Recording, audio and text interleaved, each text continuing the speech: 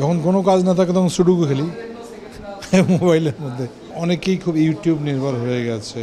খুব সাধারণ লোকজন আমাকে দেখার পরে তাদের মুখে একটা হাসি ফুটছে। এবং যাই বলেন না কেন, এদেশে কমেডির এক ধরনের মার্কেট আছে। কমেডি করাটাও খুব টাফ, সবাই পারে না। দর্শক, আমার সাথে এই মুহূর্তে উপস্থিত আছেন অভিনেতা তারিক আনাম খান।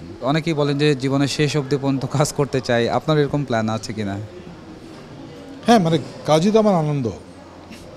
যে কাজই করি, মানে অভিনয় করি বা মঞ্চে নাটক নির্দেশনা দেই বা লিখি বা কোনো ইভেন্ট করি, আমি অনেক কাজ করি। তো মানে ওই মানে কর্মের মধ্য দিয়েই জীবনটা অতিবাহিত হতে একদিন তো চলে যাব, মৃত্যু তো অনিবার্য। তো সেটাতে কোনো খেদ নেই, কাজ করে যাওয়াটাই। বরং আমি আশা করি যেন খুব অসুস্থ হয়ে দীর্ঘদিন না পড়ে থাকি, মানুষের বিরক্তি উৎপাদন না করি। আচ্ছা, এই জার্নিতে আপনার জীবনের কোনো মানে না পাওয়ার বা অপূর্ণতা আছে কি না? আমি বিশ্বাস করি যে একজন শিল্পী, সে ধরা যাক পেইন্টার, ধরা যাক সুরকার, ধরা যাক লিরিসিস্ট, একজন কবিও যদি মনে করে আমার সব হয়ে গেছে, পূর্ণতা প্রাপ্ত হয়েছে, তাহলে কিন্তু সে থেমে যায়। এই পূর্ণতার খোঁজটাই কিন্তু একজন সৃজনশীল মানুষকে এগিয়ে নিয়ে যায়। যে এরকম করেছি, ওই রকমভাবে লিখবো, এখন সুরটা এখন এই সময় এইভাবে করব। এখন আর প্রযুক্তিও কিন্তু এটার সঙ্গে রিলেটেড। আপনার কি মনে হয় না যে রবীন্দ্রনাথ যদি এই সময় জন্মাতেন, তিনি কি আজকে যে যে যে ইনস্ট্রুমেন্টগুলো পাওয়া যায় সেটার ব্যবহার হতো না? বাসায় আপনার সময় কেমন, কিভাবে কাটে? অনেক কিছু করি। যখন কোনো কাজ না থাকে তখন সুডুকু খেলি মোবাইলের মধ্যে। এটা আমার খুব প্রিয় গেম। মোবাইলে তাস খেলা যায়, সেটাও করি। আবার পড়িও, টেলিভিশনের ওটিটি দেখি। আবার আমার অনেকেই অনেক ক্লিপিংস পাঠায়, নাটক পাঠায়, বা যে নাম শুনি সেগুলো হয়তো ইসের মধ্যে নাই, আমাদের যে ওটিটির মধ্যে নাই, কিন্তু মোবাইলে আছে। হেডফোন লাগিয়ে সেটা দেখছি, শুনছি, পড়ি, যখন যেটা প্রয়োজন হয় পড়ি। আমি নাটক পড়ি, আবার অনুবাদ করি, সেটাও হয়। ব্যস্ত থাকার মধ্যেই জীবন। সিনেমা বা নাটক সব কিছু মিলিয়ে কেমন হচ্ছে আপনার দৃষ্টিকোণ থেকে?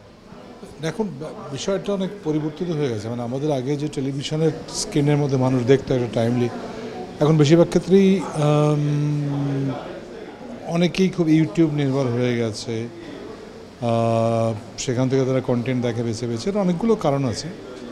সো টেলিভিশনটা এই মুহূর্তে একটু সাফার করছে ইন টার্মস অফ ভিউয়ার্স বা আমাদের অডিয়েন্স। সিনেমা আমার মনে হয় স্লোলি ইমপ্রুভ করছে, একটা অন্যরকম জায়গাতে যাচ্ছে, সেটা একটা ভালো দিক।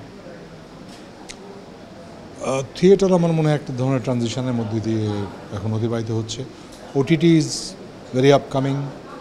সো ওটিটি বিভিন্ন ধরনের কাজকর্ম হচ্ছে। আমার মনে হয় যে ওটিটিটা আগামীতে আরও ভিন্ন ভিন্ন ধরনের কাজকর্ম নিয়ে আসবে, বিভিন্ন জনরার বিভিন্ন বিষয় নিয়ে নাটক হবে, ছবি হবে। সব মিলিয়ে কাজ কিন্তু প্রচুর হচ্ছে। স্পেশালি লাস্ট ঈদে শুনলাম নাকি 600-র মতো নাটক হয়েছে। তো সেটি কিন্তু খুব ছোটো ব্যাপার নয়। বাংলাদেশের ইন্ডাস্ট্রির যে অবস্থা, সেই অনুসারে তো বেশ ভালো দিক 600 নাটক হওয়া। কোন নাটকটা বেশি ভিউ হচ্ছে সেগুলোই মানুষ দেখছে, এই বিষয়টি আপনি কিভাবে দেখেন? যখন একটা ইন্ডাস্ট্রি অনেক বড় হয়ে যায়, তখন এগুলোকে তো আপনার কি বলবো, আপনার বাধা দেওয়ার কোনো উপায় নাই।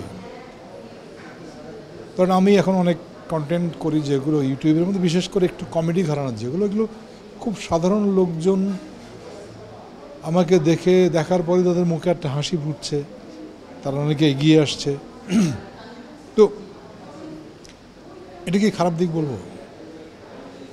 এখন যাই বলেন না কেন, এদেশে কমেডির এক ধরনের মার্কেট আছে। কমেডি করাটাও খুব টাফ, সবাই পারে না। এখন কোনো কোনো জায়গায় একটু মোটা দাগের মতো হচ্ছে, এটাও অস্বীকার করব না। আর যদি যেমন ধরা যাক আমার যদি প্রফেশন হয়ে যায় অ্যাক্টিংটা, তখন কিন্তু আমার এখানে চয়েস খুব সীমিত, বিকজ আমাদের মার্কেট এখন অনেক লিমিটেড। সিনেমা তো খুব স্লো, একটা হালকা হয়তো রেখা দেখা যাচ্ছে, কিন্তু আপনি বলতে পারবেন না যে খুব নতুন লোকদের নিয়ে সিনেমা এখানে এসে খুব মানুষ দেখছে, হিট হয়ে যাচ্ছে। কাজ হচ্ছে, তবে একটা সিনেমার ক্ষেত্রে ধারা শুরু হয়েছে। সিনেমা তো দেখা মানুষ ছেড়ে দিয়েছিল, আরও সিনেপ্লেক্সগুলো হচ্ছে আস্তে আস্তে আস্তে আস্তে হচ্ছে। এখন ভিউ বা টেলিভিশন থেকে বেরিয়ে এসে যে অন্য ধরনের কন্টেন্ট মানুষ দেখছে।